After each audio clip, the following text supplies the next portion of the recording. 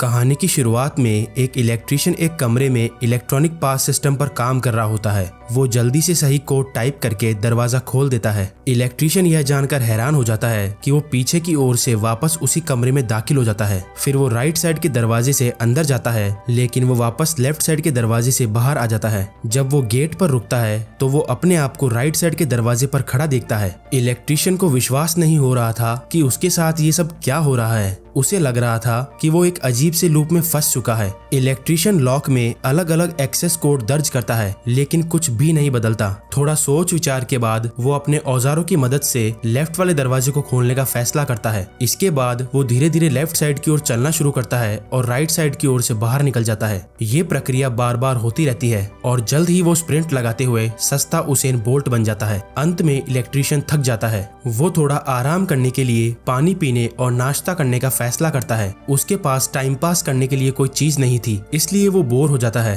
तभी फिर वो लेफ्ट दरवाजे से अपनी पीठ पर कचरा फेंकने लगता है। अब इलेक्ट्रिशियन न केवल कागज को अपनी ओर फेंकता है, बल्कि उस कागज को पकड़ भी लेता है। फिर वो जमीन पर रेंगने लगता है ताकि वो किसी न किसी तरह से अपने पैरों को पकड़ सके, लेकिन उसका ये आइडिया भी फ्लॉप हो जाता है। हताश होकर वो फिर से कई अलग अलग कोड्स दर्ज करने की कोशिश करता है, लेकिन कुछ नहीं बदलता। अंत में इलेक्ट्रिशियन परेशान हो जाता है और बकवास हरकतें करना शुरू कर देता है। वो जमीन पर लेट जाता है। वो हथौड़ा, ड्रिल मशीन और मेजरिंग टेप जैसी चीजों का उपयोग करने लगता है। इलेक्ट्रिशियन मेजरिंग टेप से स्किपिंग रोप बना लेता है, जिसके कारण वो टूट जाती है। वो कटर की मदद से अलग अलग रोबोटिक आवाजें भी निकालता है। तभी इलेक्ट्रिशियन देखता है कि दोनों तरफ के दरवाजे बंद हो चुके हैं। वो फिर से इलेक्ट्रॉनिक लॉक में कुछ ठीक करता है। अचानक राइट साइड का दरवाजा खुलता है और कमरे में एक रहस्यमय बॉल दिखाई देती है, लेकिन इससे पहले कि वो ये चीज नोटिस करता, बॉल कमरे से गायब हो जाती है। उसके बाद कमरे के बीचों बीच एक चमचमाती हुई रोशनी दिखाई देती है। इलेक्ट्रिशियन को झटका देने के बाद वो रोशनी भी अचानक गायब हो जाती है।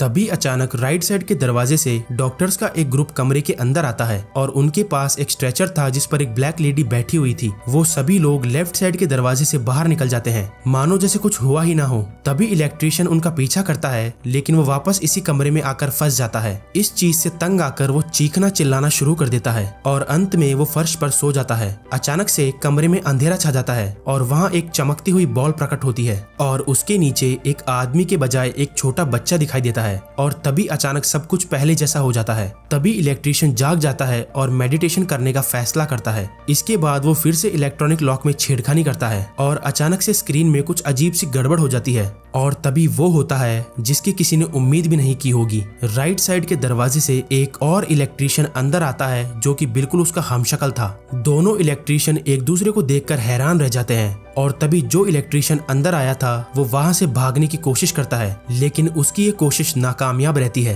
अब वो एक नहीं बल्कि दो हो गए थे। उनमें से एक कोने में चैन से सो जाता है तो दूसरा ताले से बाहर आ रहे वायरस को ध्यान से देखता है। इलेक्ट्रिशियन कटर की मदद से अपने कपड़ों को टुकड़ों में काटता है और उनसे एक लंबी रस्सी बनाने की कोशिश करता है। बेहतर इलेक्ट्रिक कंडक्टिविटी के लिए इलेक्ट्रिशियन रस्सी पर जूस भी डालता है। वो रस्सी के एक सिरे को तार से जोड़ता है तो दूसरे सिरे को लेफ्ट साइड में फेंक देता है ताकि रस्सी राइट साइड से कमरे के बीचों बीच आ जाए। लेकिन तभी वो एक खुले वायर को पकड़ लेता है और उसे एक जोरदार झटका लगता है और बच्चे के साथ एक रहस्यमय आग का गोला फिर से प्रकट होता है, पर फिर से सब कुछ गायब हो जाता है। दूसरा इलेक्ट्रिशियन जाग जाता है और पहले इलेक्ट्रिशियन को मरा हुआ पाकर वो डर के मारे चिल्लाने लगता है। फिर दूसरा इलेक्ट्रिशियन राइट साइड का दरवाजा खोलता है और वो देखता है कि आखिरकार ये लूप खत्म हो चुका है। खुशी की चीख के साथ वो बाहर भाग जाता है। फिर हमें पता चलता है कि पहला इलेक्ट्रिशियन मरा नहीं था, वो केवल बेहोश था। वो अपने होश में आता है और वो लेफ्ट साइड वाला दरवाजा चुनता है। लूप खत्म होने की वजह से अब वो भी इस रहस्यमय कमरे से बाहर आ जाता है और फिल्म यहाँ एंड हो जाती है।